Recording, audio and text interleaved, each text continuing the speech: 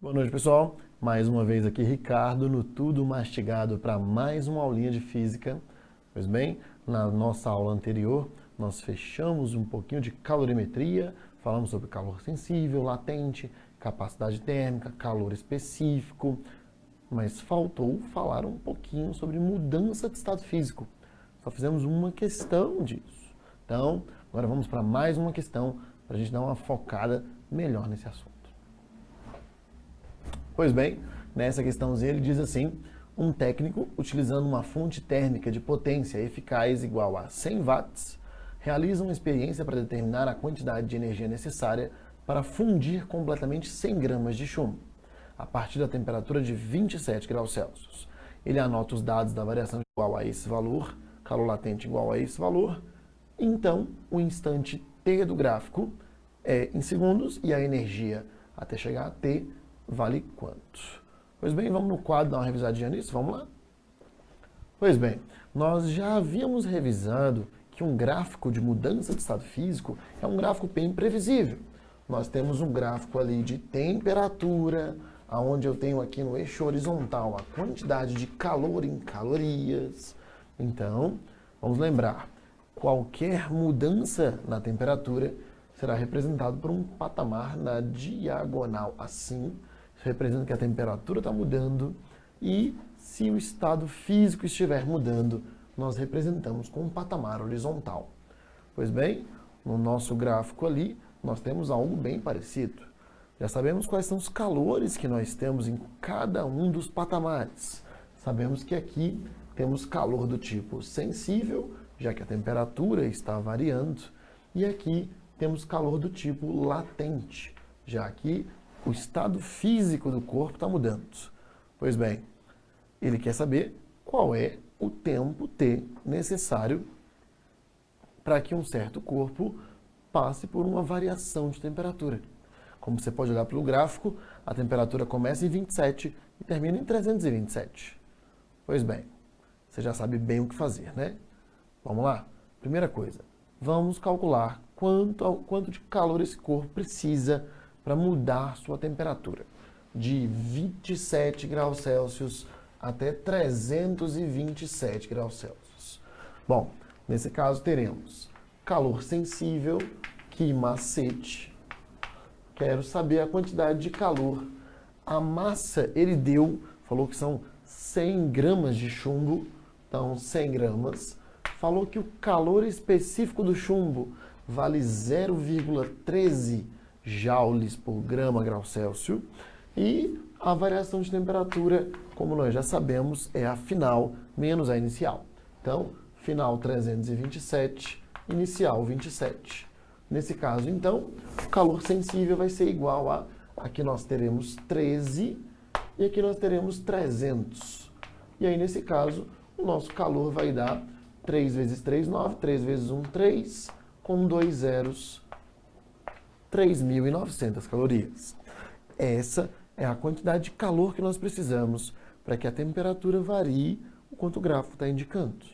Mas, poxa, vamos interpretar com calma. Se isso aqui é a quantidade de calor que precisa, quanto tempo vai demorar para chegar até essa temperatura? Até 327. A questão fala de 100 watts. Vamos dar uma revisadinha, o que significa isso? Pois bem, primeiro, a unidade watts representa potência. E é importante você lembrar que potência é o que mede a quantidade de energia consumida num certo processo em determinado período de tempo. Então, vamos dizer o seguinte: quando nós dizemos que a potência é igual a 100 watts, nós estamos dizendo que para cada segundo esse processo consome 100 joules de energia. Então, 100 watts, 100 joules por segundo. Podemos fazer uma regrinha de 3, porque se a cada 1 segundo nós temos 100 joules sendo doados para esse elemento, para esse sistema, nós precisamos receber 3.900 calorias. Então, para receber 3.900, não calorias, né? Opa, nossa, que absurdo! Coloquei calorias aqui, você percebeu isso? Não pode.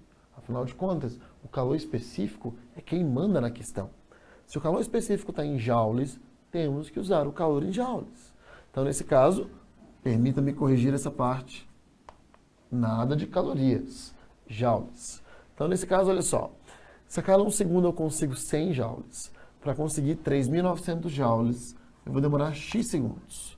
Multiplicando cruzado, eu vou encontrar que 100 vezes x é igual a 3.900, corta, corta, e eu termino com 39 segundos. Esse é o tempo necessário para que eu consiga as 3.900 calorias. Joules. Bom, e aí nesse caso, você percebe o seguinte, vamos voltar para a questão, que é importante você interpretar uma partezinha muito importante. Vamos lá.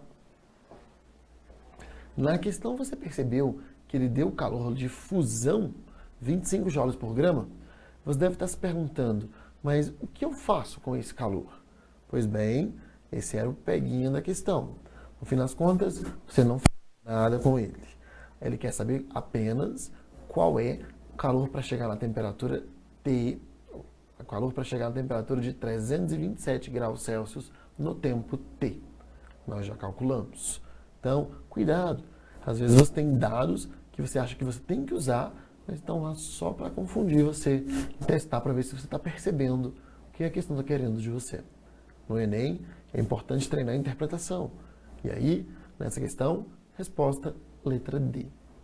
Pois bem, vamos agora a mais uma questãozinha. Na nossa próxima questão, ele diz que um aquecedor elétrico é mergulhado em um recipiente com água a 10 graus Celsius. E em 5 minutos depois, a água começa a ferver a 100 graus Celsius. Se o aquecedor não for desligado, toda a água irá evaporar e o aquecedor será danificado. Considerando o momento em que a água começa a ferver, a evaporação de toda a água ocorrerá no intervalo de aproximadamente... Bom, então ele dá todos os dados aí. Eu vou apagando o quadro enquanto você vai resolvendo.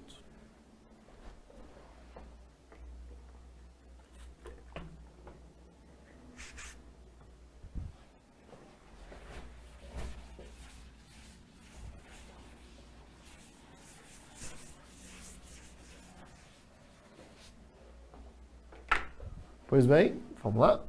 Bom, essa é a nossa questãozinha número 7. Primeiro, se ele diz que a água vai ferver em 5 minutos, eu preciso descobrir quanto de calor foi dado para essa água. Quanto calor ela recebeu para estar fervendo em 5 minutos? Bom, primeira coisa então, vamos calcular esse negócio.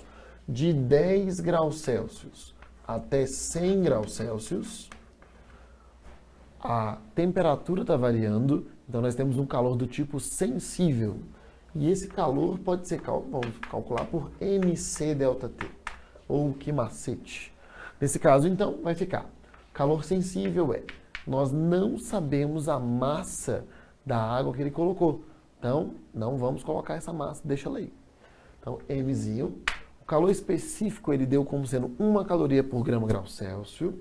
E a variação de temperatura é a final menos a inicial.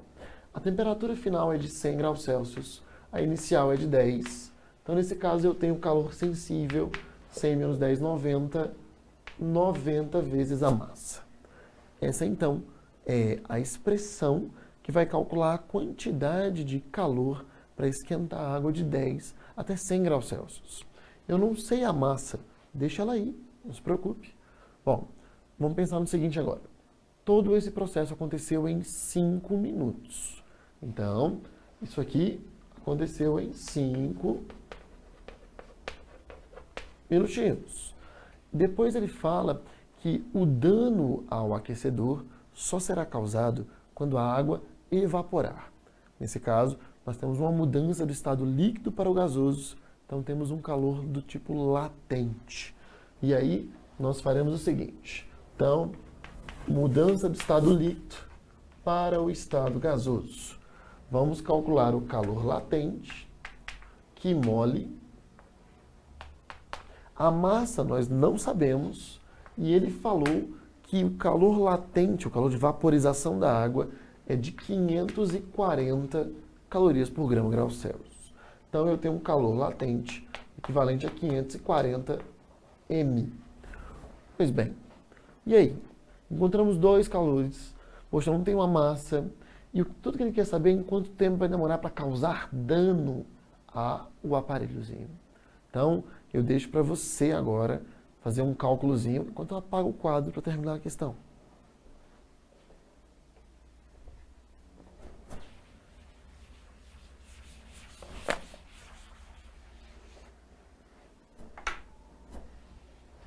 E aí? Como é que você sai dessa agora? Pois bem, só lembrando, vamos voltar à questão para analisar o enunciado, para que a gente não se perca nisso. Então, aqui ele está perguntando o momento exato em que a água começa a ferver. Ele quer saber qual é o tempo para que isso aconteça. Bom, se nos 5 primeiros minutos eu conseguir 90 M, no restante, para conseguir o restante, eu vou demorar um certo tempo. Vamos descobrir quanto tempo eu vou demorar. Vamos lá? Pois bem, uma das possibilidades aqui seria você analisar da seguinte maneira. A variação de calor, ela é linear. Isso quer dizer o seguinte, se em 5 minutos eu conseguir o equivalente a 90 M, perceba que para que nós tenhamos dano no aquecedor, nós precisamos de mais 540 M. Então, para conseguir esses 540, eu precisarei de X minutos. Calculando isso daqui, multiplicando cruzado, nós encontraremos 90mx, que é igual a 540 vezes 5, vamos fazer juntos, 5 vezes 0, 0, 5 vezes 4, 20, vão 2, 5 vezes 5, 25, mais 2, 27. Já tinha um M aqui, então M vezes positivo, deixo dessa maneira.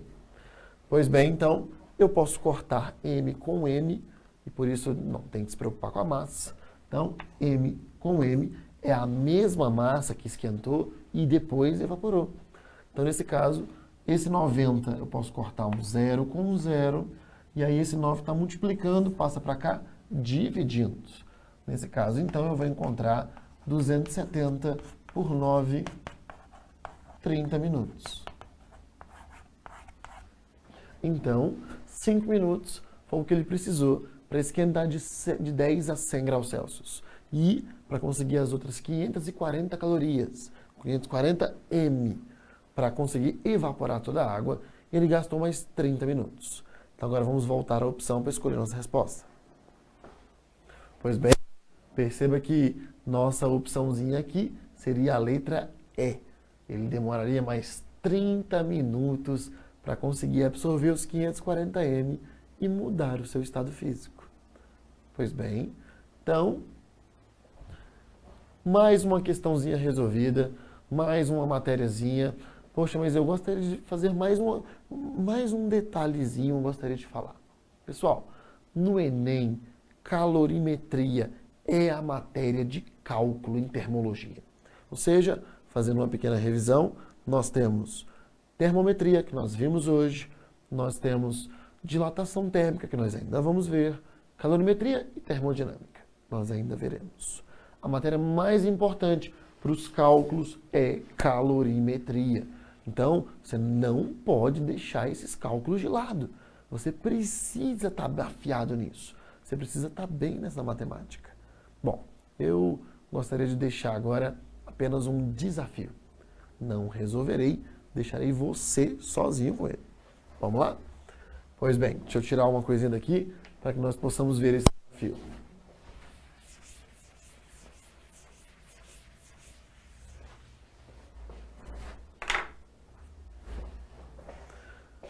Pois bem, o meu desafio é o seguinte.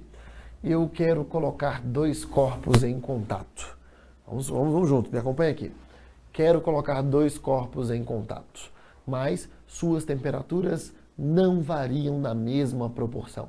Não variam da mesma maneira. Mas eu digo o seguinte, quando eu coloco os dois corpos juntos, eles chegam a temperatura de equilíbrio muito rapidamente, tudo tranquilo. Bom, meu desafio é simples. Quero que você me diga o seguinte. Quem tem maior calor específico? Vamos lá. Quem tem maior calor específico? O corpo mais quente ou mais frio? Bom, deixa por sua conta. Essa eu não vou te ajudar. Só repetindo, dois corpos trocam calor, chegam a temperatura de equilíbrio rapidamente. Quem tem maior calor específico? Quente ou frio? Desafios para você pensar, nada mais do que isso. Bom, por hoje é só. Encerramos nosso conteúdo. Encerramos mais uma partezinha e agora estamos mais próximos de estarmos prontos para o Enem. Uma boa noite a todos. Tem alguma dúvida com o desafio? Manda mensagem para mim. Tchau, tchau.